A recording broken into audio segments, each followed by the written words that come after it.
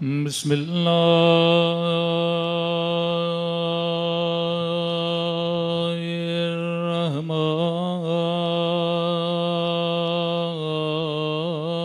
الرحمن الرحيم الحمد لله رب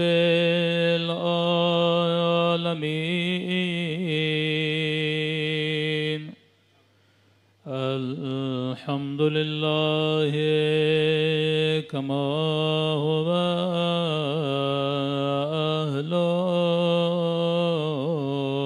أهله الصلاة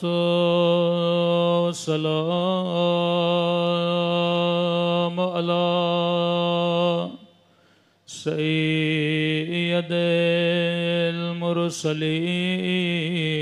المرسلين وخاتم النبيين أبي القاسم محمد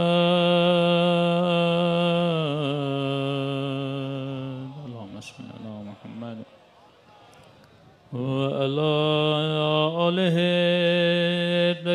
الطيبين الطاهرين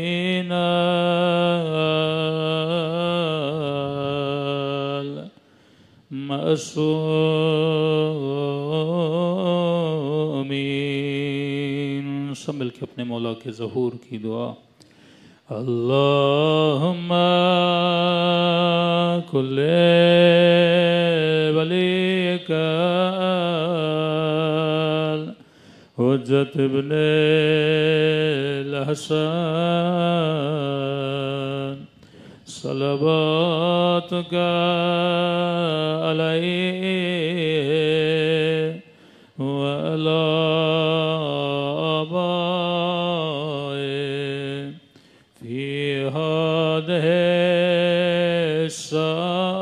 الساعة وفي كل ساعة وليا وافدا وقائدا وناصرا ودليلا وعينا حتى تسكنه أرضك طوعا وتمتعه فيها طويلا برحمتك يا ارحم الراحمین صلوات پڑھے محمد وعلی محمد بسم اللہ الرحمن الرحیم رب اشرح لی صدری ویسر لی امری واحلل عقدۃ من لسانی یفقهوا قولی اما بعد فقط قال رسول اللہ صلی اللہ علیہ وآلہ وسلم من مات على حب آل محمد مات شہیدہ صلوات پڑھے محمد وآل محمد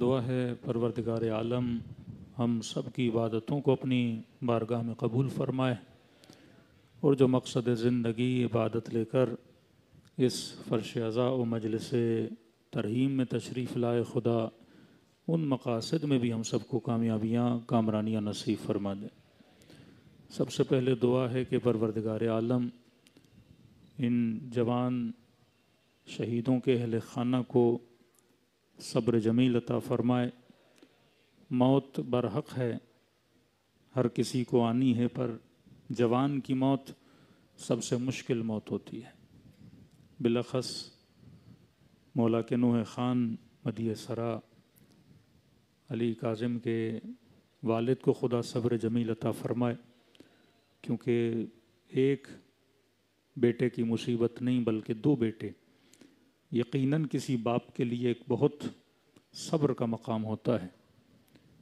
اور یہ صبر شیعہ قوم کے والدین کر پاتے ہیں کیونکہ ہم نے صبر امام حسین کو دیکھا ہے، کیونکہ ہم نے کربلا بچپن سے سنی ہے. ہم نے بچپن سے سنا ہے کہ امام حسین نے اپنے جوان بیٹے کو کس طرح سے اپنی گود میں لیا، کس طرح سے ان کے سینے سے برچھی کو نکالا، کس طرح سے دنیا کی مصیبتوں پہ صبر کیا. کہ امیر المومنین فرماتے ہیں اگر 3 چیزیں انسان زندگی میں سیکھ لے تو اس کی زندگی آسان ہو جاتی ہے. فرمایا ایک صبر، دوسرا تحمل، تیسرا تعقل. اگر یہ 3 چیزیں کسی کی زندگی میں آ جائیں کہ اللہ کی بھیجی ہوئی مصیبتوں پہ صبر کرے اور وہ مصیبت جب آئے تو اس پہ تحمل کرے اور زندگی کو عقل اور عقلانیت سے گزارے. 90% مجھے اس مجمع میں جوان نظر آ رہے ہیں.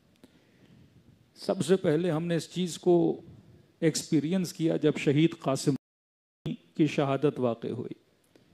کئی ایسے لوگ جو شہید قاسم کو جانتے بھی نہیں تھے، یورپ میں، UK میں، لیکن کہتے تھے جب بھی اس شہید کا نام آتا ہے تو آنکھوں میں آنسو بھر آتے ہیں کہ جیسے خدا نے لوگوں کے دلوں میں اس شہید کی محبت کو ڈال دیا ہو.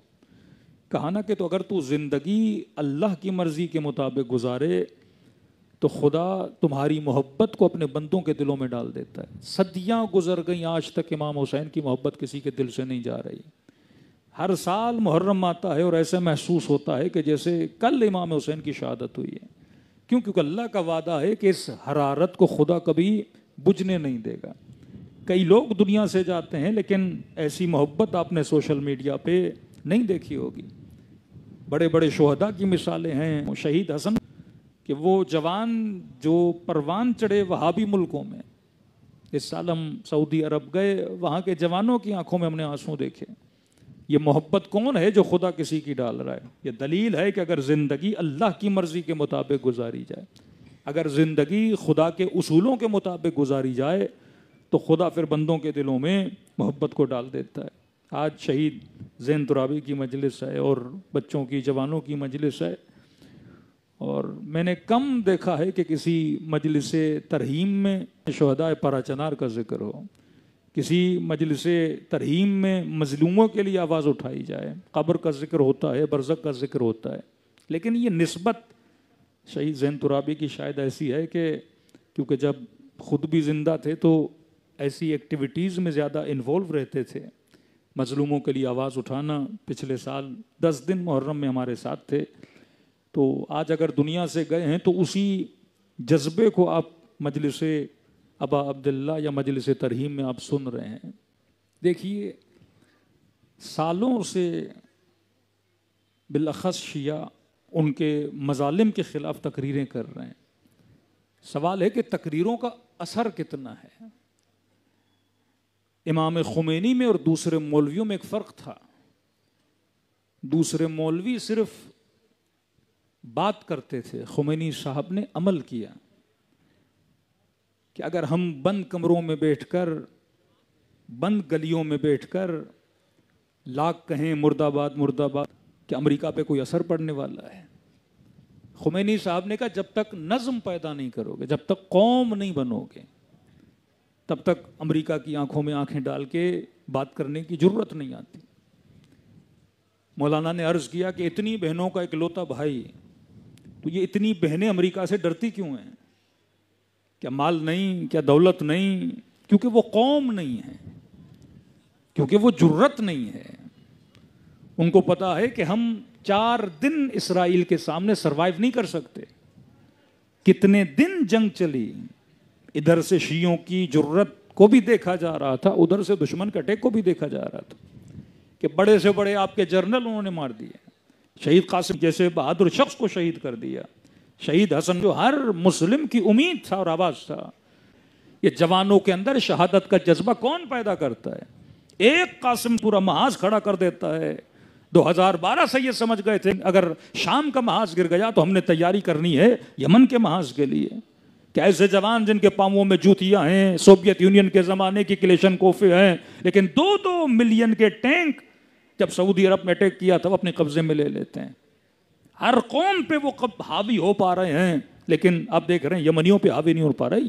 ایک ایسا شہید جو لوگوں کے دلوں میں جذبہ شہادت کو پیدا کرتا ہے، صحیح شہادت کا جذبہ۔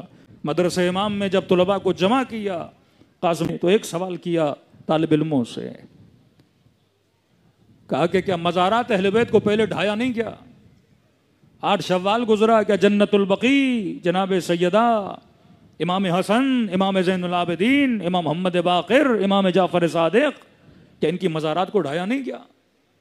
کہ جب ان مزارات کو ڈھایا جا رہا تھا کہ اس وقت شیعہ نہیں تھے، کہ تھے، کہ بچا کیوں نہیں سکے؟ کیا کربلا میں صدام کے زمانے میں امام حسین کے مزار کو شہید نہیں کیا گیا، گولیاں نہیں چلائی گئیں؟ آج بھی جائیں تو اندر گولیوں کے نشان ہیں۔ کہ عراق میں شیعہ تھے کہ نہیں؟ کہ تھے، کہ پھر مزار کو بچا کیوں نہیں سکے؟ آج پورے شام میں جب وہ بولتے ہیں سیدہ زینب کے مزار کو ڈھائیں گے اور ایک شیعہ ملیشیا بن جاتی ہے اور دفاع مزار حضرت سیدہ زینب کے لیے کھڑے ہو جاتے ہیں، کہ آج کیا ہوا اس مزار کے لیے؟ مزار پہلے بھی ڈھائے گئے، آج کیوں شیعہ سپر بن کے کھڑے ہیں؟ آج کون سی ایسی چیز ہے تشیع میں جس نے تشیع کو یہ طاقت دی کہ دشمن کے سامنے کھڑا ہو جائے؟ تو کہ کل شیعہ بھی تھے، مولاناز بھی تھے، مراجع بھی تھے، سب کچھ تھا، حوزہ بھی تھا، لیکن صدام سے حرم امام حسین کو بچا نہ سکے۔ سیدہ کی قبور کو، جنت البقیع کو ڈھایا گیا، بچا نہیں سکے۔ کہا آج ہمارے پاس ایک چیز ہے جو کل نہیں تھی۔ سب طلباء نے کہا وہ کون سی چیز تھی؟ کہ آج ہمارے پاس نظام ولایت فقیہ ہے، آج ایک نظم ہے ہمارے پاس، کہ مولوی خریدے گئے، ذاکر خریدے گئے، خطیب خریدے گئے کہ اس نظام کے خلاف گفتگو کی جائے، پورے محرم کے اشروں میں ہر بات کی جائے لیکن نظام کی بات نہ کی جائے۔ اور جب تک قوم میں نظم نہیں، آج یہاں لاکھ آپ فلسطین کی بات کریں، لیکن سوال ہے کہ ہم نے پارا چنار کے لیے کیا کیا؟ 8 لاکھ کے قریب وہاں شیعہ رہتے ہیں، ان کو محصور کیا جائے، کھانا نہ پہنچایا جائے، بچے دوائیوں کی وجہ سے دنیا سے چلے جائیں۔ کچھ FIRیں بلتستان میں بھی تو کٹی تھی، لیکن کیوں وہاں کے علماء کو انتظامیہ اپنی حراست میں نہ لے سکی؟ کیونکہ بلتستان میں نظم ہے، وہاں ایک عالم بات کرے تو قوم باہر کھڑی ہو جاتی ہے، اور جہاں نظم آ جاتا ہے تو وہاں یزیدی طاقتیں پھر لرزے میں آ جاتی ہیں۔ اہل بیت نے آپ کو ایک نظم دیا۔ یہ عاشورہ کا جلوس کیا ہے کہ مولانا 10 لاکھ کا جلوس نکلتا ہے، 6 لاکھ کا جلوس نکلتا ہے، کس کے لیے نکلتا ہے؟ کہ یزید پہ لعنت کرتا ہے، مولا حسین کو سلام کرتا ہے۔ پھر سوال ہے یہ 6 لاکھ شیعہ کہاں جاتے ہیں جب پارا چنار کا مسئلہ ہوتا ہے؟ یہ 8 لاکھ شیعہ کہاں جاتے ہیں جب پارا چنار کا مسئلہ ہوتا ہے؟ ہم عاشورہ کے دن تو نکل جاتے ہیں، عاشورہ کا جلوس شیعوں کے لیے ایک ٹریننگ ہے سیدہ زینب کی طرف سے، امام حسین کی طرف سے۔ جب تک جلوس کے فلسفے کو نہیں سمجھو گے، جب تک مجلس کے فلسفے کو نہیں سمجھو گے، آج جمع ہے مجلس امام حسین میں، نعرے لگا رہے ہیں فلسطین کے مظلوموں کے لیے، پارا چنار کے مظلوموں کے لیے، لیکن سوال ہے جب پریکٹیکلی نکلنا پڑے تو مجمع نکلتا ہے کہ نہیں؟ اگر 10 لاکھ لوگ، 5 لاکھ لوگ عاشورہ کے دن شہدائے کربلا کے لیے نکلتے ہیں تو یہ 8 لاکھ لوگ پارا چنار کے شہداء کے لیے کیوں نہیں نکل پاتے؟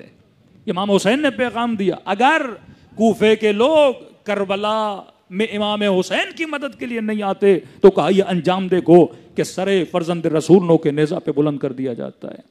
اگر امیر المؤمنین کی مدد کے لیے جنگ صفین کا لشکر چھوڑ کے چلا جاتا ہے تو جیتی ہوئی جنگ ہاتھ سے نکل جاتی ہے۔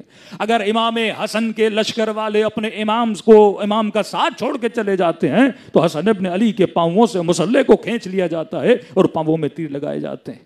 یہ درس ہے تاریخ کا کہ اگر اجتماعی طور پہ جمع نہیں ہوگے، نظم کا مطلب کیا ہے، تنظیم کا مطلب کیا ہے کہ شیعہ تنظیموں کو توڑا گیا، شیعہ جماعتوں کو توڑا گیا، اتنی تنظیم اندر تنظیم بنائی گئی کہ ہمیں مختلف دھڑوں میں بانٹ دیا گیا، مختلف لیڈرشپوں میں بانٹ دیا گیا، ہر جگہ پہ ایک لیڈر بنا دیا گیا۔ بھائی اگر 10 لیڈر بناؤ گے تو ملک نہیں چلتا۔ آج ملک کا سیاسی نظام کیوں تباہ و برباد ہے؟ کیونکہ لیڈرشپ نہیں ہے۔ آج ملک کا ریلیجیس نظام کیوں تباہ و برباد ہے؟ کیونکہ لیڈرشپ نہیں ہے۔ آج تنظیمیں کیوں زوال کا شکار ہے کیونکہ لیڈرشپ نہیں ہے. اور یہ امیر المومنین بتا کر گئے اگر علی کی قیادت کے نیچے قوم جمع نہیں ہوتی تو جیتی ہوئی جنگیں ہار دی جاتی ہیں, لیکن اگر ایک مجتہد کے نیچے قوم جمع ہو جاتی ہے تو خدا اس قوم کو فتح بھی دیتا ہے. آج وہ دشمن کی آنکھوں میں آنکھیں ڈال کے بات کر رہے ہیں, تو جب تک فلسفہ ازا امام حسین کو نہیں سمجھیں گے, لاکھ یہاں بیٹھ کے بد دعائیں دیتے رہیں, مسجدوں میں بیٹھ کے دعائیں کرتے رہیں, واللہ تباہ نہیں ہوگا. تباہ تب ہوگا جب پریکٹیکلی میدان میں نکلو گے, جب انسجام پیدا ہوگا, جب تنظیم پیدا ہوگی. تنظیم کا مطلب کیا ہے؟ تنظیم کا مطلب تسبیح کے دانے. پہلے ایک فکر بناؤ, پہلے ایک نظریہ بناؤ, یہ نظریہ دھاگا ہے, اور اس نظریے کے اطراف میں لوگوں کو جمع کرو. آج نہ سیاسی جماعتوں میں کوئی نظریہ رہا, جب جماعتوں میں نظریہ نہیں رہتا لوگوں کو خریدا جاتا ہے, ضمیروں کو بیچا جاتا ہے, ان کو ڈرا ڈرا کے ان کے ضمیروں کو خریدا جاتا ہے. لیکن جہاں نظریہ آ جاتا ہے لوگ سر کٹا دیتے ہیں لیکن نظریے کو نہیں چھوڑتے. جب تک نظریہ زندہ نہیں رہے گا. نظریہ کیا ہے؟ نظریہ وحدت ہے. نظریہ کیا ہے؟ نظریہ یونٹی ہے. نظریہ کیا ہے؟ واحد قیادت کے نیچے چلنا ہے. نظریہ کیا ہے؟ جب قیادت کو مان لیا اس کے فرمان پہ جان کو قربان کرنا ہے. جب تک یہ نظریہ نہیں آئے گا, وہ چاہے ایرانی قوم ہو, جب 2.5 لاکھ کے قریب جوان صرف امام خمینی کے کہنے پہ ایک ایک ماں نے 5 بچے قربان کیے ہیں. آپ شہداء ایران کی تاریخ تو پڑھیں, 4 بچے ایک باپ نے راہ انقلاب میں دے دیے. کیوں؟ کیونکہ نظریہ مضبوط تھا, قیادت کا نظریہ مضبوط تھا. خمینی کے کہنے پہ اپنے بچے قربان کر دیے. صدام کتنے جوانوں کو مارتا, ایسے ایسے جوان جو ٹینکوں کے نیچے آ گئے, ایسے ایسے جوان جو راستے کو کلیئر کرنے کے لیے اپنی جانوں کو قربان کرتے تھے. اب اس قوم میں بھی اگر قیادت کے لیے نظریہ ویک ہو جائے, آج کہتے ہیں مولانا ہم تہران جاتے ہیں وہاں قیادت کو برا بھلا کہا جاتا ہے, شیراز جاتے ہیں ایرانی قیادت کو برا بھلا کہتے ہیں, اصفہان جاتے ہیں آغا رہبر کو بعض لوگ برا بھلا کہتے ہیں. کبھی سوچو کیوں کہتے ہیں؟ دشمن نے اتنا کیوں کام کیا کہ قیادتوں کی برائی کی جائے, رہبروں کو برا کہا جائے. واللہ جب تک وَاعْتَصِمُوا بِحَبْلِ اللَّهِ جَمِيعًا وَلَا تَفَرَّقُوا, خدا قرآن میں کہہ رہا ہے کہ اللہ کی رسی کو تھامو, تفرقہ نہ کرو, ایک وحدت کے نیچے جمع ہو جاؤ. تمہارا بڑے سے بڑا دشمن تمہارا کچھ بگاڑ نہیں سکتا. آپ کے سامنے بلتستان کی مثال ہے, وہاں کی قوم علماء کے پرچم کے نیچے ہے, وہاں کے جوانوں پر بھی کام کیا جا رہا ہے, میوزک کے ذریعے سے, فسق و فجور کے ذریعے سے, ٹورزم کے نام کے ذریعے سے ہمارا اپنا کلچر تباہ و برباد کرنے کی کوشش تو کی جا رہی ہے. لیکن ابھی تک الحمدللہ وہاں کے علماء کے نیچے لوگ مضبوط ہیں. تو آپ نے دیکھا بڑے سے بڑا محاذ ہوا لیکن ان کو شکست ہو گئی. پارا چنار کے پیچھے کیوں لگے ہیں؟ کیونکہ پارا چنار کے لوگ بھی قیادت وہاں کی مرکزی قیادت کے نیچے ہیں. وہاں بھی بہت سارے اختلافات پیدا کیے گئے, سید غیر سید بہت سارے مسائل, لیکن الحمدللہ ابھی تک وہ لوگ منسجم ہیں, اس کو توڑنے کی کوشش کی جا رہی ہے. لیکن یہ ہماری ناکامی ہے کہ ہمیں پتہ چلے 8 مہینے سے امام حسین کے ماننے والے ہمارے بھائی, ہمارے شیعہ, ان تک کھانا نہیں پہنچ رہا. ایک دھرنا اسلام آباد میں ہم نہیں دے سکتے, 1 لاکھ کا مجمع کہ کہیں پاکستان میں 2.5 کروڑ شیعہ ہیں, 10 لاکھ لوگ نہ جمع ہو سکیں, 5 لاکھ لوگ نہ جمع ہو سکیں. تو یہ ہماری کمزوری ہے. اور کمزوری کیوں ہے؟ کیونکہ ہم ایک وحدت کے نیچے نہیں ہیں. ہمارے اندر نظریاتی اختلاف اتنے ہو چکے, اور یہ 100% ناکامی ہے. جس قوم میں تفرقہ ہے, برٹن نے ایک رول بنایا, ڈیوائیڈ اینڈ رول. جب تک ان کو ڈیوائیڈ کرتے رہو گے, آج شیعوں کے اندر کتنا اختلاف آئے عزاداری کے اعتبار سے, ولایت امیر المؤمنین, مختلف مسائل جو آج موضوع بحث نہیں ہیں, کتنا شیعوں کو لڑایا گیا, کتنا شیعوں کو شیعوں سے اختلاف میں ڈالا گیا, کبھی تقلید, کبھی غیر تقلید, کبھی اخباری, مختلف مسائل میں. کیونکہ یہ اصول ہے ڈیوائیڈ اینڈ رول. ان کو جتنا ڈیوائیڈ کرو گے یہ منسجم نہیں ہوں گے. آج یمن کامیاب ہے کیونکہ یمن میں رہبریت ایک ہے. آج ایران کامیاب ہے کیونکہ ایران میں رہبریت ایک ہے. آج عراق کے مومنین آیت اللہ سیستانی کے کہنے پہ باہر نکلتے ہیں کیونکہ وہاں علماء میں اتحاد ہے, وہاں پہ قیادت کامیاب ہے. مقتدیٰ صدر کا زمانہ آپ کو یاد ہوگا کہ امریکہ اور مقتدیٰ میں مہدی ملیشینز میں جنگ ہوئی, بہت برے حالات تھے, لیکن ایک فتویٰ آیت اللہ سیستانی کا, امریکہ 2 دن میں وہاں سے نکل کے چلا گیا. کیونکہ انسجام اور وحدت اور رہبریت.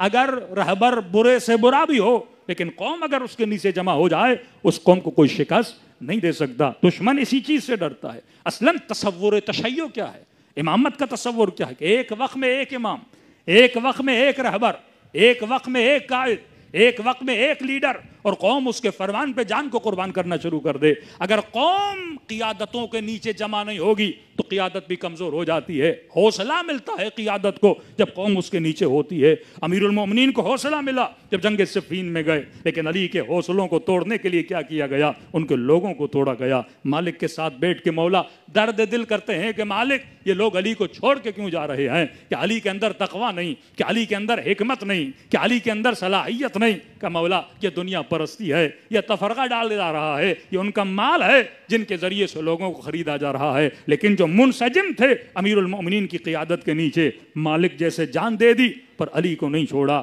قمبر جیسے جان دے دی لیکن علی کو نہیں چھوڑا. اتنے اصحاب جنہوں نے اپنی جانیں دی. کربلا کیوں مثال ہے تمام کے لیے. 72 تھے پر منسجم تھے، امام کے فرمان پہ اپنی جانوں کو قربان کرتے تھے. تو میرے عزیز، جب تک وحدت پیدا نہیں ہوتی، لاکھ تقریریں کی جائیں لیکن قوموں کو کامیابی نہیں ملتی. جب تک انسجام ہمارے اندر پیدا نہیں ہوتا، جب تک ایک ساتھ بیٹھ کر ایک فرمان پہ قوم نہیں نکلتی، جب تک عاشورہ کے جلوس کی فلسفے کو سمجھ کر ہر مظلوم کے لیے شیعہ ایسے نکلیں جیسے عاشورہ کے جلوس میں نکلتے ہیں. واللہ 10 لاکھ بھی لوگ نکلیں اس سمندر کو کوئی روک نہیں سکتا. 5 لاکھ لوگ بھی نکلیں اس سمندر کو کوئی روک نہیں سکتا. کربلا ماؤں میں جذبہ پیدا کرتی ہے کہ رات کو مائیں بچوں سے کہہ رہی ہیں میرے لال کل مجھے شرمندہ نہ کرنا. کل کو یہ کہے کہ ماں کے دودھ کا اثر ہے، قاسم کی ماں قاسم سے درد دل کر رہی ہے. ام رباب علی اصغر کو گود میں اٹھا کے کہتی میرے لال کاش تو جوان ہوتا، میں تجھے اکبر کی طرح قربان کرتی، میں تجھے قاسم کی طرح قربان کرتی. تو کربلا کس چیز کا درس ہے؟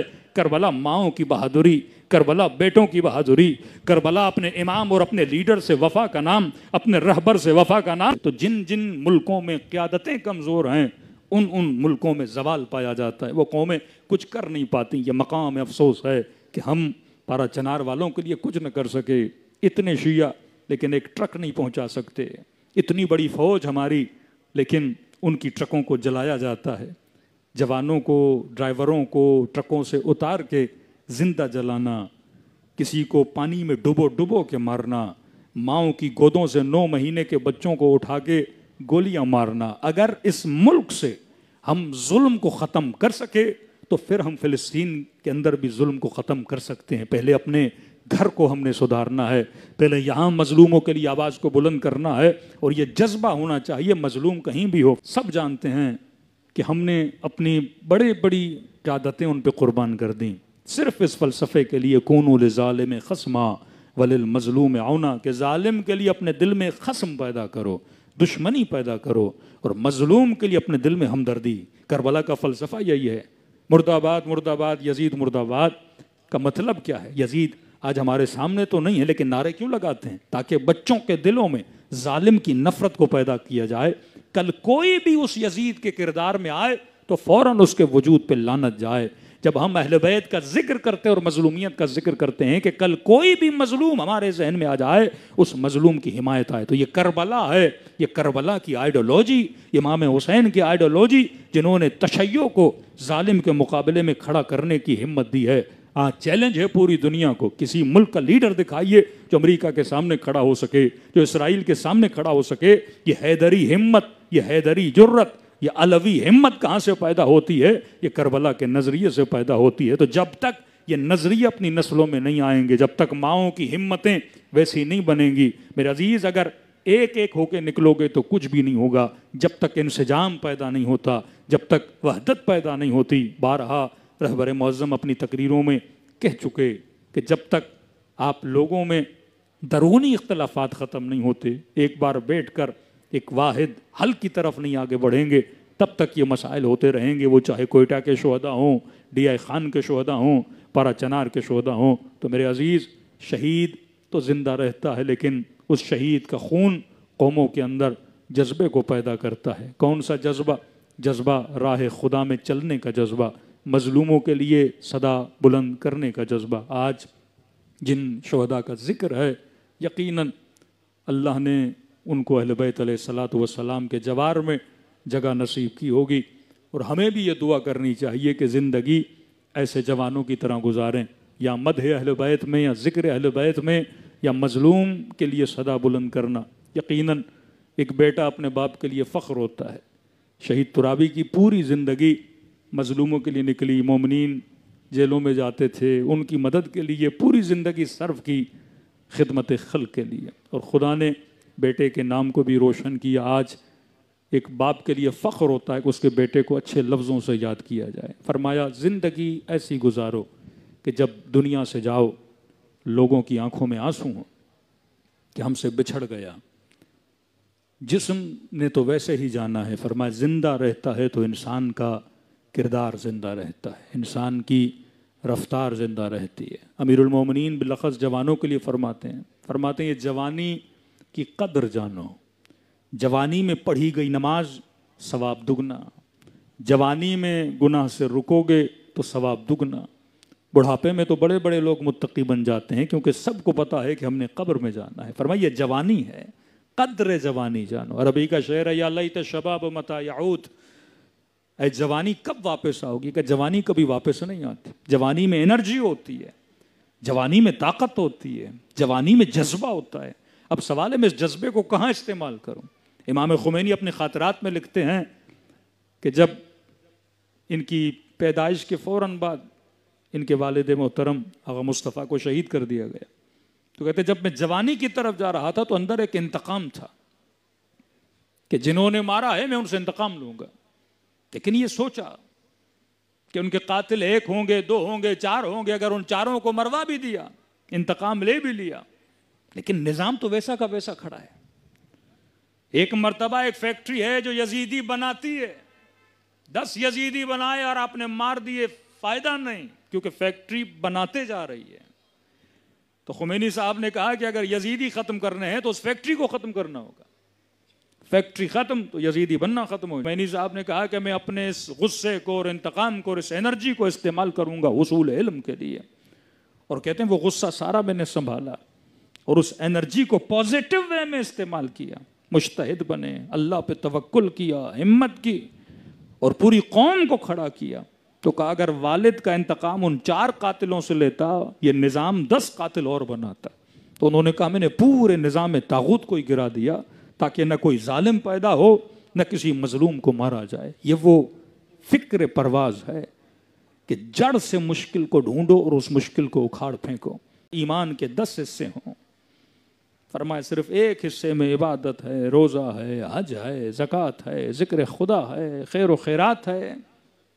فرمایا اگر 9 حصوں کو جمع کیا جائے وہ خدمت خلق ہے، وہ سوشل ورک ہے۔ اپنے بچوں کے لیے تو ہر کوئی کرتا ہے، کسی یتیم کے لیے محنت کرنا، اپنا گھر تو ہر کوئی بناتا ہے، کسی غریب کا گھر بنانا۔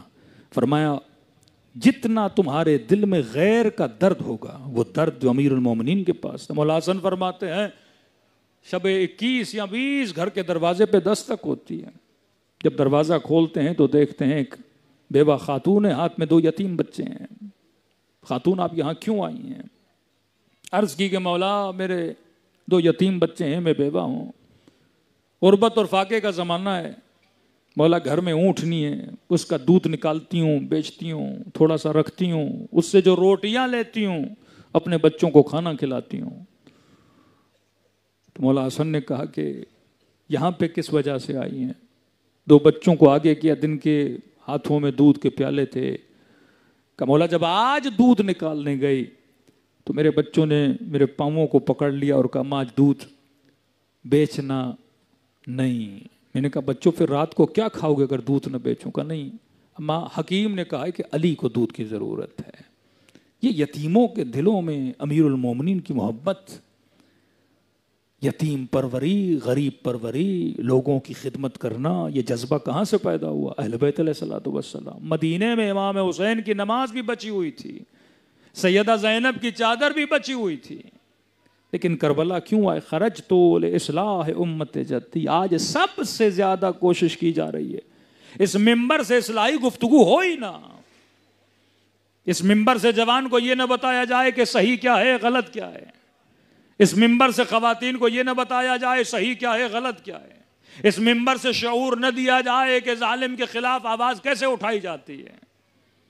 ایک مشغلے میں لوگوں کو لگایا جائے، عزا کو ایک رسم بنا دیا جائے کہ مجلس ایک رسم ہے، 1 گھنٹہ سنا اور گھر کو چلے گئے۔ میرے چوتھے امام فرماتے اگر کوئی مجلس سنے رات کو گھر جائے وجود کے اندر فکر میں اپنے دماغ میں تبدیلی کو محسوس نہ کرے اس ذکر کا کوئی فائدہ نہیں.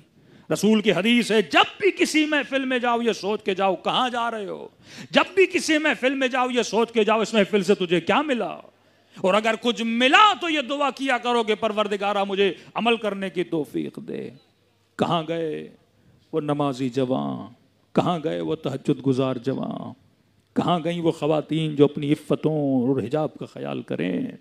ایک خاتون 10 سال اپنے گھر سے نہیں نکلتی اپنے حجاب کی خاطر, امام زمانہ اس کا جنازہ پڑھانے آتے ہیں. اپنی جوانی میں آغا مرعشی نجفی امام زادہ محمد کی زیارت کے لیے جاتے ہیں, کہتے ہیں حملہ ہوتا ہے, امام زمانہ آ کر میری جان کو بچاتے ہیں. آغا محمد تقی بافقی جن کی قبر حرم معصومہ قم میں ہے, صرف امر بالمعروف کی وجہ سے کہ حرم میں شاہ ایران کی بیوی کو داخل ہونے نہ دیا, شہر بدر کر دیا گیا. کہ اتنے مہینوں کے بعد جب مشہد الرضا گیا, شدید سردی کا موسم, صرف گرمی اپنے وجود تک پہنچانے کے لیے قہوے خانے کے اندر داخل ہونا چاہتا تھا, لیکن نگاہ پڑی کہ وہاں پہ لوگ شراب پی رہے ہیں. میں نے کہا سردی میں مر جاؤں گا پر ایسی محفل میں نہیں جاؤں گا جہاں گناہ ہے. کہ اس سردی میں بدن کانپ رہا تھا کہ میری پیٹھ پہ کسی نے ہاتھ رکھا. کہ محمد تقی بافقی تجھے گھبرانے کی ضرورت نہیں ہے. کہ جب مڑ کے دیکھا یہ کوئی اور نہیں فرزند زہرا امام زمانہ تھے. ہاتھ میں رومال بھی تھا, روٹی بھی لے کر آئے, پانی بھی پلایا. جب اتنا توکل ہو دین اور راہ خدا میں, پھر اہل بیت بھی آ کر اس طرح مدد کرتے ہیں. جب تک اس منبر سے فکر نہیں بنائی جائے گی, جب تک قوم کے اندر اصلاح نہ کی جائے گی, 10 مجلسیں پڑھی جائیں, ایک جملے کی زحمت نہ ہو. کہ ہمارے پاس سوشل اسٹڈی نہیں ہے کہ 4 جوانوں کو ڈیوٹی دی جائے کہ جاؤ کراچی کے اندر دیکھو کن محلوں میں کون سے اخلاقی برائیاں ہیں, جا کر دیکھو کہاں پہ کون سے مسائل ہیں. ایک ڈیٹا کلیکٹ کر دیا جائے, پھر وہ ڈیٹا کلیکٹ کر کے علماء اس پہ بات کریں کہ یہ بیماریاں, یہ اخلاقی بیماریاں, یہ سیاسی بیماریاں, یہ اجتماعی بیماریاں, یہ اختلافات قوم میں پائے جاتے ہیں. قومیں جب تک ایک نہیں ہوں گی, جب تک ہمارے اندر انسجام پیدا نہ ہوگا. منبر اتحاد کے لیے ہے, تفرقے کے لیے نہیں ہے.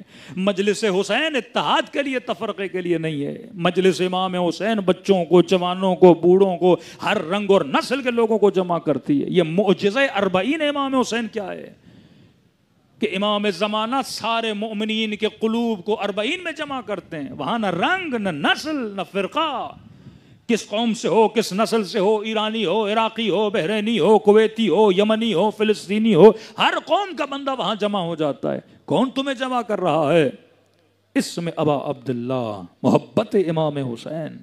وہاں یہ نہیں آپ کون سی زبان میں بات کرتے ہو, وہاں یہ ہے سب کی ایک زبان ہے اور وہ زبان حسین ہے, وہ عشق حسین ہے. تو کربلا دلوں کو جمع کرنے کا نام ہے.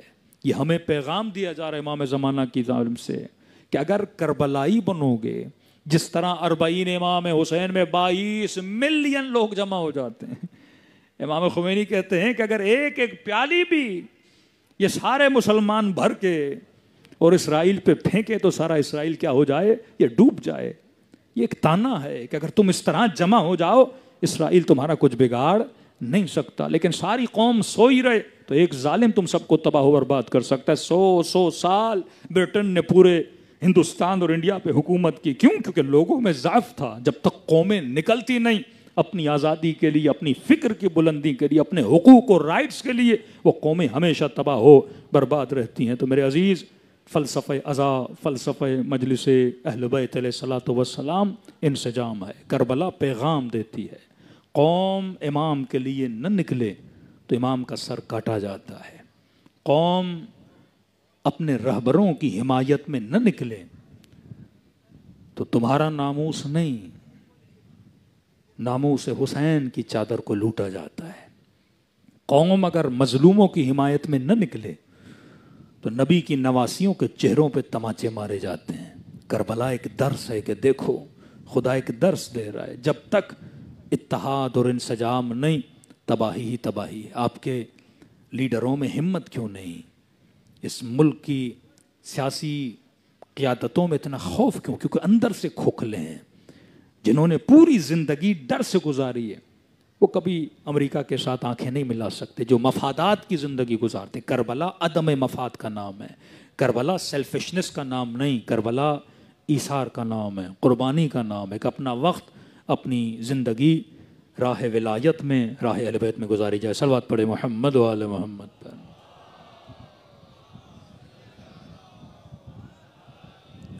آل محمد. مجلس ترحیم، دو جملے موت کے حوالے سے. آواز آئی انا للہ و انا الیہ راجعون. امیر المومنین فرماتے ہیں اکثر لوگ سو رہے ہیں، یہ جاگیں گے تب جب ان کو موت آئے گی. جس دنیا میں ہم رہتے ہیں یہ عالم مادہ ہے، مادے کی کوالٹی ہے. گھر میں سیب لے کر آؤ، مادہ ہے، بائی ٹائم ایکسپائر ہوتا ہے. 4 دن میں سیب خراب ہو جائے گا، 5 دن میں. گھر میں آم لے کر آؤ، 6 دن میں خراب ہو جائے گا، کالا پڑ جائے گا، بدبو ہو جائے گی. بہترین کھانا ریسٹورنٹ سے لے کر آؤ، 1 دن صحیح رہے گا، 2 دن صحیح رہے گا، اس کے بعد کھانا بھی کیا ہو جائے گا، خراب ہو جائے گا. مادے کی کوالٹی ہے، پہلے نیا پھر پرانا. یہ ایک سفر کرتا ہے ٹائم کے اندر. آج جوان ہو، داڑھی کے بال کالے ہیں، بدن میں طاقت ہے، گھٹنوں میں توانائی ہے. جیسے جیسے دن گزرتے جائیں گے ہر چیز فرسودہ ہوتی جائے گی، کیونکہ عالم مادہ ہے. اب اتنا اس عالم محسوسات میں یہ جوان، یہ نسلیں رہ رہی ہیں، تو ہمارے ذہن میں ایک فکر پیدا ہوئی. فکر یہ تھی کہ مادہ ایک دن صحیح ہوتا ہے، ایک دن خراب ہو جاتا ہے، ایک دن نیا، اگلے دن پرانا. تو ہم نے یہ محسوس کیا کہ میں بھی مادہ ہوں، آج جوان ہوں، تو ابھی مجھے موت نہیں آئے گی. موت تب آئے گی جب میں پرانا ہو جاؤں گا، جب 50 کا ہوں گا، جب 60 کا ہوں گا، جب 70 کا ہوں گا، تو پھر موت آئے گی. اسی فکر کی وجہ سے انسان قبر کو بھلا دیتا ہے، اسی فکر کی وجہ سے انسان خدا کو بھلا دیتا ہے. حالانکہ ہم مادی وجود نہیں ہیں، ہم ایک روحانی وجود کا نام ہے. دوسرا، جو موت ہمیں آنی ہے، موت مادی چیز نہیں ہے، موت ایک روحانی چیز ہے. تبھی خدا کبھی جوانوں کو موت دیتا ہے، یہ پیغام دینے کے لیے کہ موت صرف بوڑھوں کے لیے نہیں ہے، جوانوں کے لیے ہے. کبھی خدا بچوں کی روحوں کو قبض کرتا ہے، یہ بتانے کے لیے کہ موت نہ جوانی دیکھتی ہے نہ بچپنا دیکھتی ہے، موت نے تو آنا ہی آنا ہے. تبھی فرمایا کہ ہم لمحہ موت کی تیاری کیا کرو. پھر آواز آئی کل نفس ذائقۃ الموت، ہر نفس نے موت کے ذائقے کو چکھنا ہے. نفس کا مطلب ہر وجود نے، وہ نبی ہو، وہ ولی ہو، ہر کوئی ہو، اس نے موت کو چکھنا ہے. تو کسی عالم سے سوال کیا، جب موت کو چکھیں گے، کیونکہ لفظ ہے ذائقہ، تو اس کا ذائقہ کیسا ہوگا؟ سیب اگر یزید بھی کھائے تو ذائقہ وہی، سیب اگر مومن بھی کھائے تو ذائقہ وہی ہے. یہ نہیں ہے کہ آم اگر مومن کو کھلایا جائے تو میٹھا، منافق کو کھلایا جائے تو کڑوا ہو جائے. آم کا ذائقہ ویسا ہی ہے، مومن کے لیے، منافق کے لیے. تو پروردگارا، موت کا ذائقہ کیسا ہے؟ کیا سب کے لیے موت کا ذائقہ ایک ہے یا الگ الگ ذائقے ہیں؟ تو ہمارے استاد اخلاق نے کہا کہ موت کے ذائقے کو خدا نہیں بناتا. کہا کہ زندگی کی مثال آب کی طرح ہے، پانی کی طرح ہے. 60 سال کی زندگی، 70 سال کی زندگی، 35 سال کی زندگی، یہ ایک آب زلال ہے، ایک زلال، صاف شفاف پانی ہے، سمجھو زندگی. خدا تمہیں یہ صاف پانی دیتا، اب جا دنیا میں، جیسا اس کو ذائقہ دینا ہے دے، تیری مرضی ہے. چاہے اس میں شربت ملا کے میٹھا کر، چاہے اس میں زہر ملا کے کڑوا کر، یہ اختیار میں نے تجھے دیا کہ تو اپنی زندگی کے ذائقے کو کیسا بناتا ہے، اختیار تجھے ہے. اب فرمایا جب ملک الموت آئے گا تو تمہارا بنایا ہوا ذائقہ تمہیں آ کر دے گا. 60 سال کی زندگی، 50 سال کی زندگی، 30 سال کی زندگی، جب موت آئے گی، اس زندگی، گزری ہوئی زندگی کو مثال کے طور پہ کہہ رہا ہوں، گلاس میں جمع کرے گا اور کہے گا پی لے. اور جب یہ مرنے والا اس ذائقے کو پیے گا اور اعتراض کرے گا کہ ملک الموت یہ ذائقہ اتنا کڑوا کیوں ہے، تو آواز آئے گی، کڑوا میں نے نہیں بنایا، کڑوا تو نے بنایا ہے.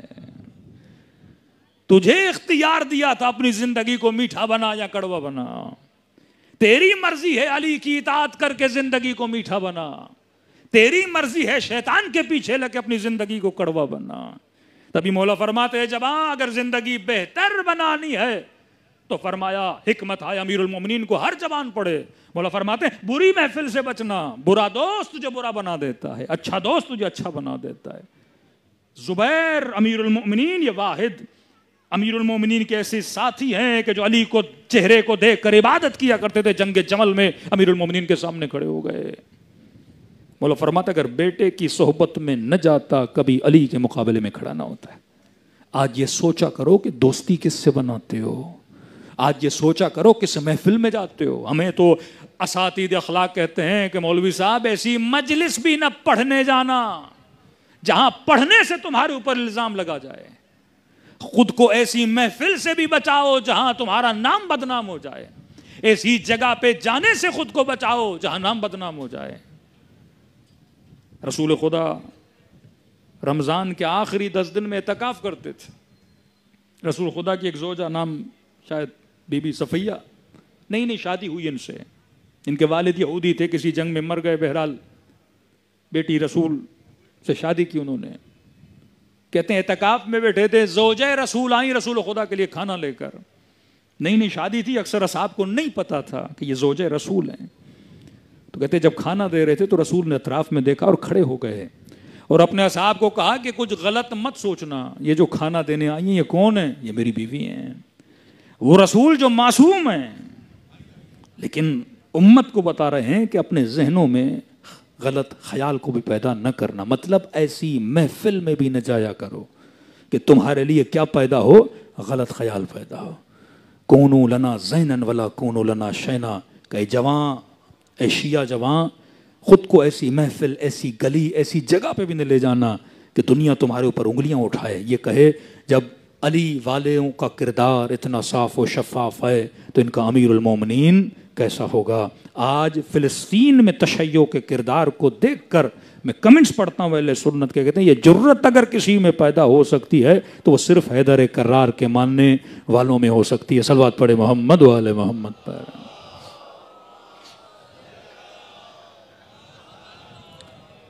تو موت مٹیریل وجود نہیں ہے، موت ایک روحانی وجود ہے، نہ جوان دیکھتا ہے نہ بوڑھا دیکھتا ہے۔ فرمایا زندگی کی قدر کو جاننا ہے تو میرے عزیز کم از کم ہفتے میں ایک بار قبرستان جایا کر، تاکہ تجھے احساس ہو یہ وہ آخری گھر ہے جہاں ہم سب نے چلے جانا ہے۔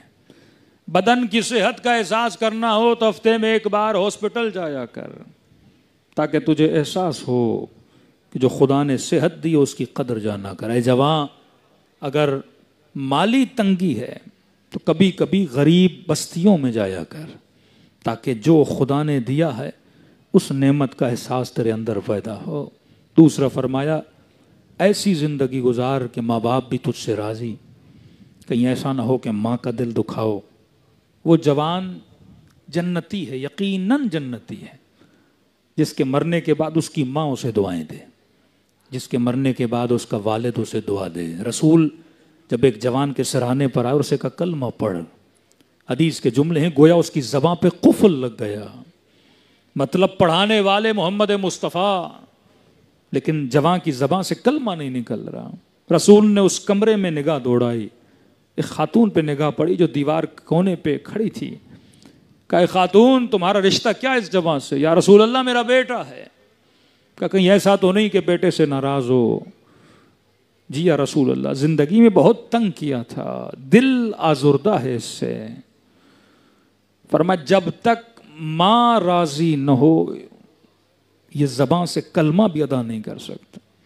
کہ خاتون میری خاطر سے راضی ہو جا۔ جی یا رسول اللہ آپ کے صدقے میں آپ کی خاطر راضی ہوئی، یہاں ماں راضی ہوئی، یا جوان کی زبان سے کلمہ جاری ہوا لا الہ الا اللہ محمد رسول اللہ۔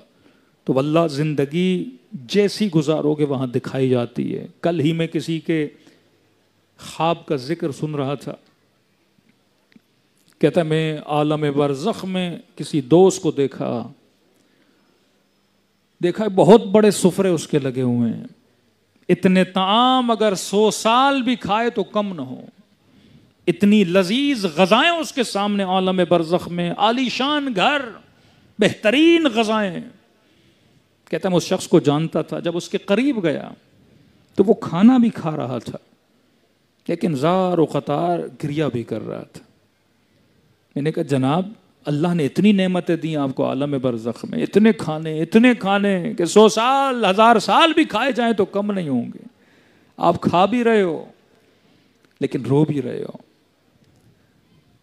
کہنے لگا کہ رو اس لیے رہا ہوں کہ مجھے ایک درد ہے اور یہ درد مجھے رلا رہا ہے. کون سا درد ہے؟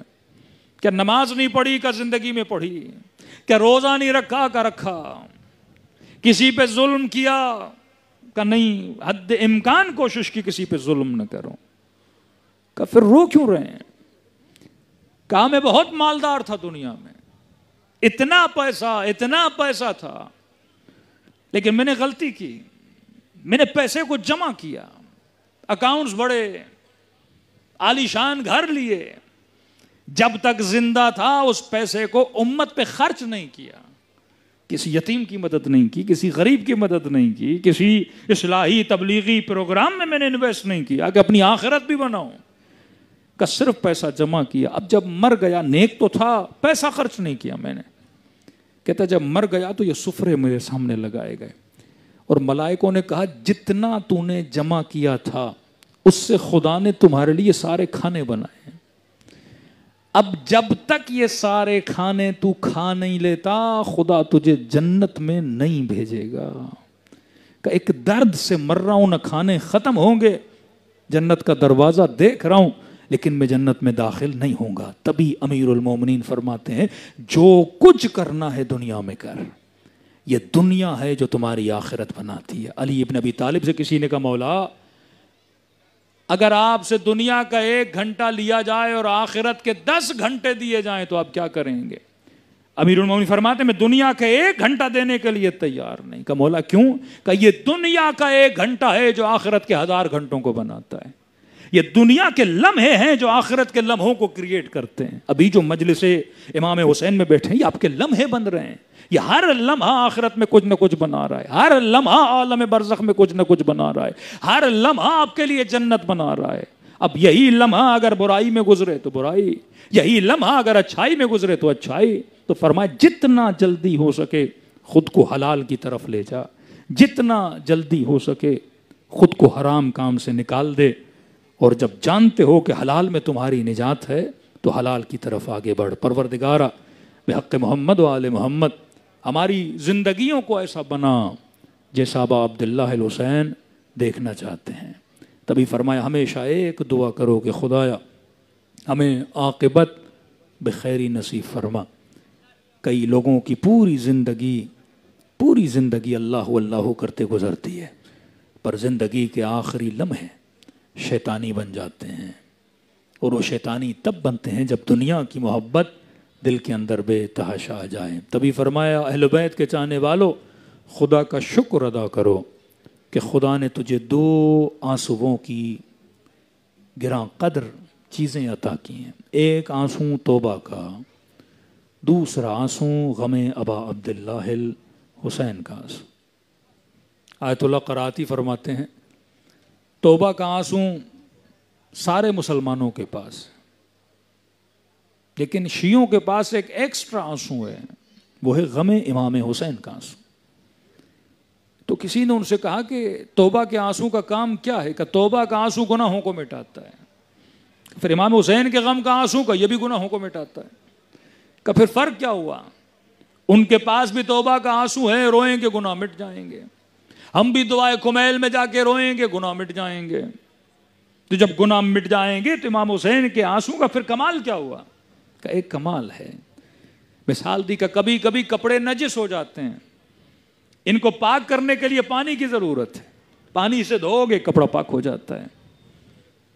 توبہ کا آنسو گناہوں کو ایسے مٹاتا ہے جیسے صاف اور شفاف پانی نجس کپڑوں کو صاف کر دیتا ہے، نجاستیں مٹا دیتا ہے. کہ پھر غم امام حسین کا آنسو کہ دیکھو کبھی کبھی کپڑے صاف ہو جاتے ہیں لیکن کپڑوں پہ ایک داغ لگتا ہے، وہ پانی نہیں مٹا سکتا. چائے گر گئی، کوئی لال کلر سفید کپڑے پہ گر گیا، لاکھ دھو لو مٹتا نہیں. کہ غم امام حسین کا آنسو داغوں کو مٹا دیتا ہے۔ جناب حر بخشے گئے امام حسین کی وجہ سے۔ فرمایا چاہے گناہ کتنا بھی بڑا کیوں نہ ہو، خدا حسین کے صدقے میں گناہوں کو مٹا دیتا ہے۔ آئیے آج کی مجلس میں ان شہداء کے درجات کی بلندی کے لیے بھی دعا کریں، اور خدا سے یہ دعا کریں کہ خدا ان شہداء کے صدقے میں ہم سب کے گناہوں کو بھی معاف فرما، ہم سب کو بھی عاقبت بخیری نصیب فرما۔ فرمایا خلوص دل سے میرے جد حسین کو سلام کرو، خدا تجھے ثواب زیارت حسین عطا کرے گا۔ آج کے سلاموں کا ثواب شہید زین، علی کاظم، جان علی، جتنے بھی یہ 5 لوگ شہید ہوئے ان تک پہنچائیں، اور کوشش کریں تھوڑا اپنے وجود کو کربلا کی طرف لے جائیں کہ میرے چوتھے امام فرماتے ہیں کثرت سے میرے بابا کو سلام کرو۔ کہ مولا اتنی تاکید کیوں ہے؟ فرمایا کیونکہ عاشورہ کے دن میرا بابا ترس گیا تھا کہ کوئی میرے بابا کو سلام کرے۔ امت جب چھوڑ دیتی ہے نا تو حسین تنہا رہ جاتے ہیں، اور یہ سلام نہ دینے کی رسم رسول کے بعد سے تھی۔ امیر المومنین جب گھر آئے، جناب سیدہ نے پوچھا کہ علی میں نے سنا ہے لوگ تجھے سلام نہیں کرتے۔ کہنے لگے نبی زادی آپ سلام کی بات کرتی ہیں، میں علی سلام کرتا ہوں، کوئی علی کے سلام کا جواب نہیں دیتا۔ چوتھے امام فرماتے میرا بابا ترس گیا تھا، کوئی آئے اور ایک سلام دے۔ کہ مولا سلام کیوں نہیں دیتے تھے؟ کہتے تھے نہیں یہ باغی ہے، اسے سلام نہ دو۔ تبھی فرما زیارت عاشورہ میں 100 سلام ہے ابا عبداللہ پر، کہ تمہارے ہر سلام سے میرے بابا کے کلیجے کو ٹھنڈک ملتی ہے۔ پھر حسین ابن علی نے کسی بوڑھے کو خواب میں آ کے میرے مولا نے عرض کیا علیہ الصلوۃ والسلام، فرماتے اگر طلب اور آتش ہے زیارت حسین کی، اگر کربلا نہیں آ سکتے، زندگی میں ایک بار بھی کوشش کرو ہماری زیارت کو آؤ۔ امام رضا کا واقعہ ہے، کسی باپ نے بیٹے کو کہا میرے لال اگر زندگی میں ایک دن واپسی کا ملے نا مولا رضا کی زیارت کو جاؤں گا۔ کہ بابا کیوں؟ کہ ہر زیارت کے بدلے میں 3 مرتبہ مجھ سے برزخ میں ملنے آئے۔ کہ زندگی میں ایک بار بھی کربلا جا سکتے ہو جاؤ، برزخ میں پتہ چلے گا زیارت حسین کا ثواب کتنا ہے۔ لیکن کہا کہ اے بوڑھے اگر نہیں آ سکتے تو میں کریم ہوں، یہ نہیں کہ ہم کسی بیمار کو محروم کر دیں، ہم کسی لاچار کو اپنی زیارت سے محروم کر دیں۔ کہ تجھے ثواب چاہیے گا؟ جی مولا، مر جاؤں تو کم از کم نام اعمال میں لکھا تو ہو یہ حسین کی زیارت کا ثواب لے کر آیا ہے۔ تو فرمایا میں کریم ہوں۔ سخی اور کریم میں فرق ہے، سخی مانگنے پہ دیتا ہے، کریم نہ مانگنے پہ عطا کرتا ہے۔ فرمایا جب بھی تیرا دل تڑپے نا حسین کے لیے تو فرمایا خلوص دل سے مجھ حسین کو ایک سلام کیا کرو، کہ مولا کا خدا تجھے ثواب زیارت حسین عطا کرے گا۔ لیکن کا ایک نشانی ہے مومن، مولا کون سی نشانی؟ کہ جب مجھ حسین کو سلام کرو اگر نہ چاہتے ہوئے تیری آنکھوں سے آنسو نکل آئے تو فرمایا یہ مت سمجھنا یہ تیرے آنسو ہیں، حسین نے تجھے تیرے سلام کا جواب بھیجا ہے۔ اگر یہ کیفیت آئے تو سمجھنا ثواب زیارت حسین مل گیا۔ دلوں کو کربلا کی طرف روانہ کریں۔ جسے سلام آتا ہے میرے ساتھ پڑھے، جسے نہیں آتا نام حسین تو سب کو آتا ہے۔ آج خود بھی ثواب زیارت کمائیں، ان شہداء کی طرف بھی ثواب زیارت کو بھیجیں کہ خدا ہم سب کو زیارت کربلا نصیب فرمائے۔ سب مل کے السلام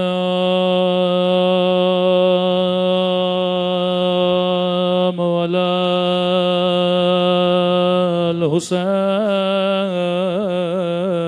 الحسین وعلی علی ابن الحسین وعلی اولاد الحسین وعلی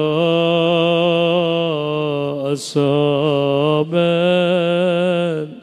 حسین۔ سب مل کے بلند آواز سے السلام على الحسين وعلى علي ابن مجمع بہت ہے، بلند آواز وعلى اولاد ماشاء اللہ وعلى اصحاب سب مل کے السلام علی حسین وعلی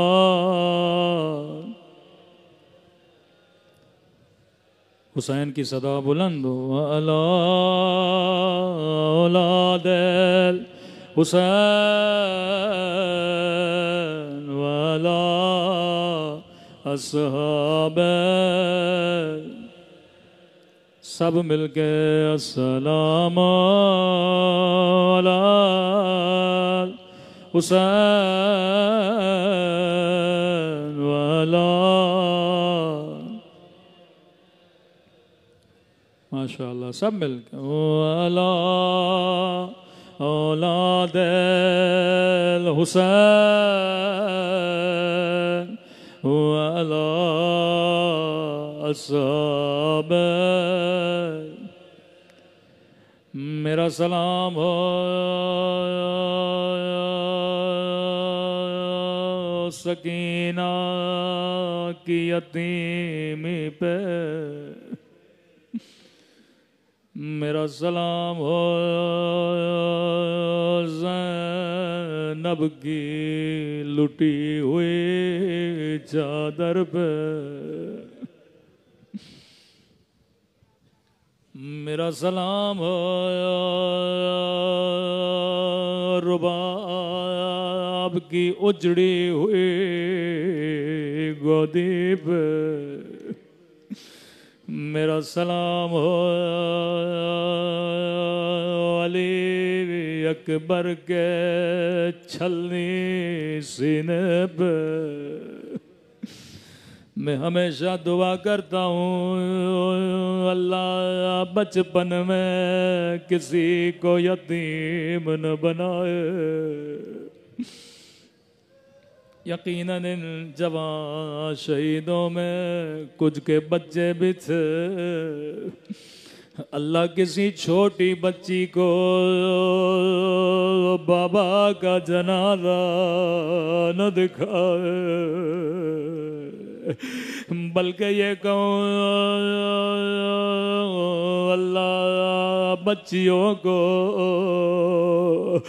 بابا کا زخمی جنازہ نہ دکھائے، اللہ بچپن میں کسی بچی کو یتیم نہ بنائے، میرے عزیز تیرے بچے بھی یتیم ہوئے ہوں گے، لیکن ان یتیمہ بچیوں کو سینے سے لگانے والے بہت تھے، سروں پہ بوسہ دینے والے بہت تھے، پرسہ دینے کے لیے پورا مجمع موجود ہے، لیکن ہائے کربلا کربلا، ایک چھوٹی بچی جب یتیم ہوئی کسی نے سینے سے نہیں لگایا، کسی نے سر کا بوسہ نہیں لیا،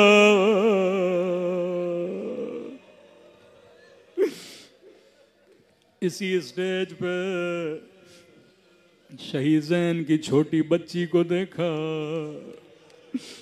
اس کے چچا نے اسے اپنی گودی میں لیا، سر کا بوسہ لیا، لیکن ہائے سکینہ چچا لے تو کیسے لے، بازو کٹ چکے ہیں،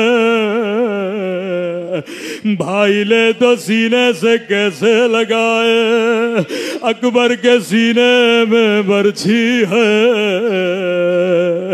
ارے سجاد لے تو کیسے لے، ہاتھوں میں زنجیر گردن میں تو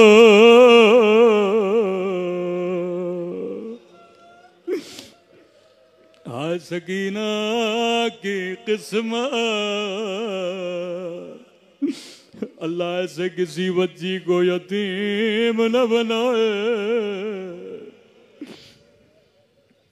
یقیناً باپ اپنی بیٹیوں سے بڑا پیار کرتے ہیں، خوش قسمت ہیں وہ والدین جنہوں نے بیٹیوں کے چہروں پہ تماچے نہیں دیکھے،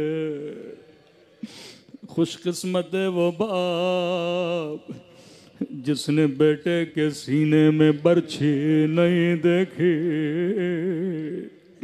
خوش قسمت ہے وہ بھائی جس نے بھائی کے بدن پہ لاش پہ گھوڑوں کو دوڑتا ہوا نہیں دیکھا، خوش قسمت ہے وہ بہن جس نے بے سر بدن نہیں دیکھا۔ آج یتیمی کے دن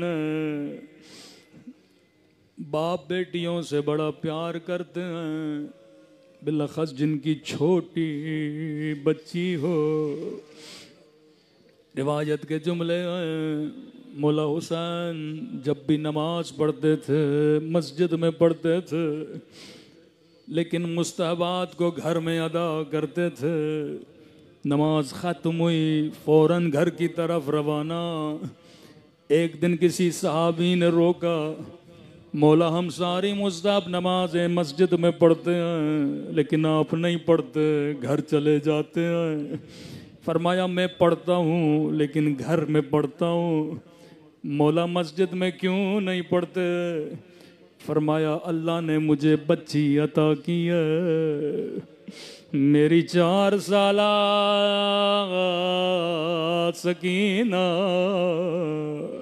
یہ بچی گھر میں 2 مصلی بچھاتی ہے، ایک میرے لیے ایک اپنے لیے۔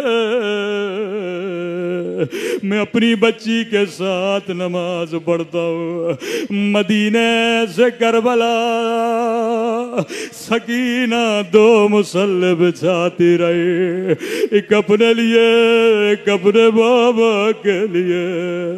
لیکن قیامت کی گھڑی تھی، جب شام غریب آئی، نماز عصر کا وقت ہوا، بچی نے خیمے میں 2 مصلی بچھائے، ایک اپنے لیے ایک اپنے بابا کے لیے۔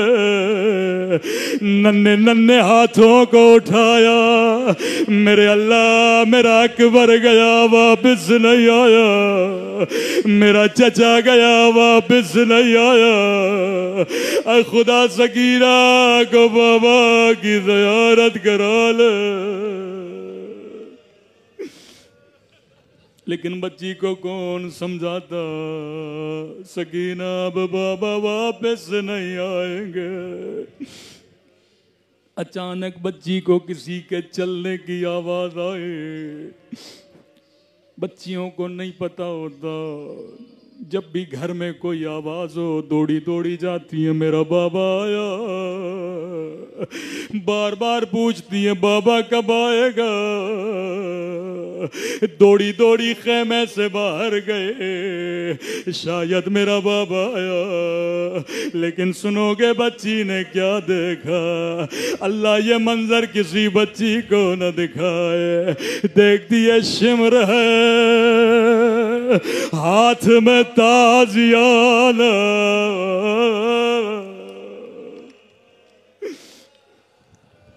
وہ ظلم کیے جس کی مثال تاریخ میں نہیں ملتے۔ 4 سالہ بچی ہے، بچیوں کو نہیں پتا ہوتا جنازہ کیا ہے، قبرستان کیا ہے۔ ہمارے یہاں جب چھوٹی بچی یتیم ہوتی ہے کہتی ہے بابا کہاں ہے، کہتے ہیں بابا سفر پہ گئے ہیں۔ بابا کی تصویر کو دیکھتی ہے، بابا کہاں گئے؟ خوش نصیب ہیں وہ بچیاں جنہیں بابا کی تصویر بھی نصیب ہوتی ہے۔ میں نے کسی شہید کی بیوہ کو کہا، کہنے لگی میرا شوہر چلا گیا، بچی بار بار پوچھتی ہے بابا کہاں ہے؟ میں نے کہا کیا کرتی ہو؟ کہنے لگی میں بابا کی تصویر لاتی ہوں، رات کو سینے سے لگا کے سو جاتی ہے، کل آئے گا پرسوں آئے گا۔ میں نے کہا ایک بات کہوں اگر برا نہ لگے، میں نے کہا جو تصویر دیتی ہو وہ صحیح سالم ہوتی ہے، اس میں شکل صحیح سالم ہوتی ہے؟ کہتی ہاں ایک مسکراتی ہوئی تصویر ہے جو بچی سینے سے لگا کے سوتی ہے۔ میں نے کہا سکینہ کو کوئی تصویر بھی نصیب نہیں ہوئی۔ سکینہ نے زخمی بدن دیکھا، ایک زخمی چہرہ دیکھا، 4 سالہ بچی ہے، کہنے لگی شمر لعین وہ ظلم کی آیت اللہ مظاہری کہتے ہیں جو تاریخ میں نہیں ملتا۔ جیسے بچی کو دیکھا دوڑی دوڑی آئی، کہنے لگا سکینہ کس کا انتظار کر رہی ہو؟ کہنے لگی بڑی دیر گزر گئی میرا بابا نہیں آیا۔ لئی کہتا ہے سکینہ کیا بابا کو دیکھنا چاہتی ہو؟ کہتی ہے بڑی شدت سے بابا کا انتظار ہے۔ آیت اللہ مظاہری فرماتے ہیں وہ ظلم کیا جس کی مثال تاریخ میں نہیں ملتی۔ جیسے کہ بابا کا انتظار کر رہی ہوں، روایت کے جملے ہیں لئی کے ہاتھوں میں حسین کا کٹا ہوا سر تھا، سر کو بچی کی طرف پھینک دیا۔ اے شمر تیرے ہاتھ کٹ جاتے تو کبھی میرے مولا کے سر کو نہ پھینکتا۔ بچی بابا بابا میرے غریب الوطن بابا، اور میرے 3 دن کے پیاس ہے بابا۔ کٹے ہوئے سر کو گود میں لیا۔ اب یہ میرا تصور ہے، روایت کے جملے نہیں۔ سر کو گود میں لیا، رو کے کہنے لگی میرے بابا غریب بابا، بابا تیرے گردن کی رگیں کس نے کاٹی؟ بابا پانی پلایا تھا یا نہیں؟ اکبر کا لاشا تو نے اٹھایا، عباس کے بازو تو نے اٹھائے، اور لاشیں اٹھا اٹھا کر تھک جانے والے میرے بابا۔ بابا 4 برات تو نے مجھے اپنے سینے پہ سلایا، آج آ جا میرے سینے پہ سو جا۔ بچی بابا سے پیار کر رہی تھی، یہاں شمر آگے بڑھا، بچی سے بابا کا سر چھینا، اتنے زور سے تماچے مارے کہ سکینہ بے ہوش ہو گئے۔ ہائے غربت سکینہ۔ سیدہ زینب ڈھونڈتے ڈھونڈتے جب خیمے میں پہنچی، کیا دیکھا بچی کے کان بھی زخمی ہے، رخساروں پہ نیلے نشان ہے۔ اتنا روئی، بچی کی آنکھیں کھلی، نگاہ زینب کے چہرے پہ پڑی۔ بچی نے یہ نہیں پوچھا پھپھی اماں شمر نے مجھے تماچے مارے، یہ نہیں کہا پھپھی اماں میرے در چھینے گئے، یہ نہیں کہا پھپھی اماں میرے بابا کا سر کاٹا گیا۔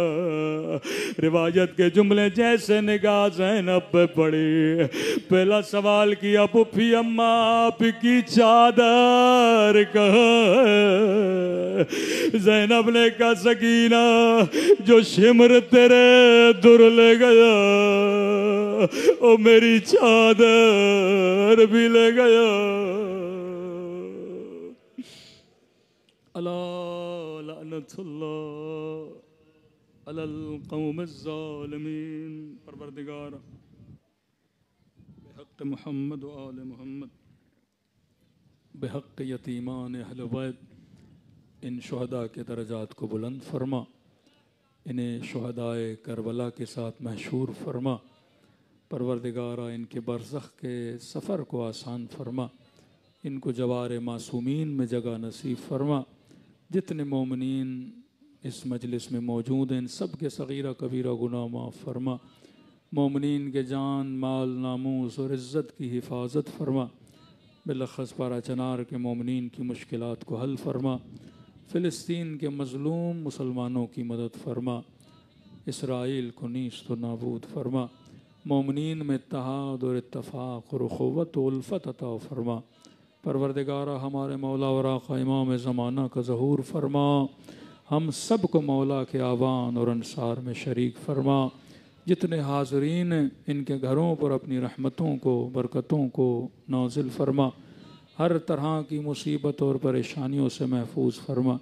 بالاخص جس طرح کا حادثہ ہوا خدایا، ہر اس طرح کے حادثے سے جوانوں کو محفوظ فرما، جناب سیدہ کے سائے میں ان کی زندگیوں کو محفوظ فرما، شہیدوں کے خانوادوں کو صبر جمیل عطا فرما۔ پروردگار اگر کسی کی اولاد ہے اس کی اولاد کو زندگی برکت عطا فرما، اس ذکر کو اس گریے کو آپ کے آنے کو اہل بیت کے ذکر کو پروردگار اپنی بارگاہ عالی میں قبول فرما، ہم سب کی دعاؤں کو اپنی بارگاہ عالی میں قبول فرما، جو مانگا نہیں مانگا اپنی دربار میں قبول فرما۔ ربنا تقبل منا انک انت السمیع العلیم۔ ماتم حسین۔